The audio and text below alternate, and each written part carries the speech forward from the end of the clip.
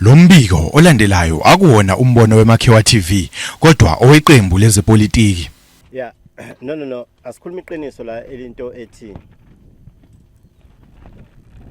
into esenza i-investigation njengo-African National Congress.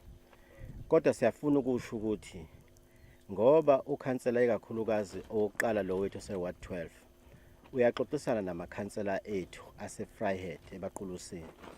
Lento sizwe before yenzeke ukuthi kunabantu be-IFP ababa approachayo ukuthi between now nohulumeni ozoza wasekhaya ukhetho bacela ukubakhokhela imali ezikhava leyo period bese umuntu ayaphuma. So sizosho ukuthi ke leyo nto siyithola uma besireportela ikakhulukazi amakhansela akhona ebaqulusini, but asifuna ukusho ukuthi ubani okwamanje because lokho is equal to corruption. And masilontsha i-complaint formally sizokwazi sivule icala, sivule icala against kulabo bantu laba abenza leyo nto leyo.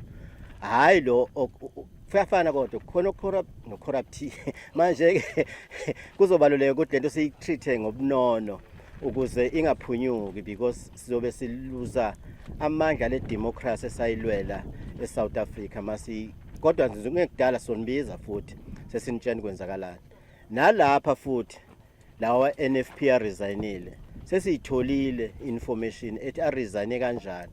And mark my word, bonke labantu abaphumile abazukuya ku NFP, abazukuya ku DA, bazoya ku IFP.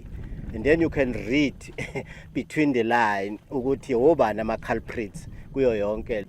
Maybe to add on what Comrade said, you know, there are pictures circulating that in the very same event yesterday, our own, councillor law or Phumile was accepted yesterday in Kateni. It's public, it's known. I mean, pictures are there. He because of welcome yesterday as a member of the IFP. What does it say to you?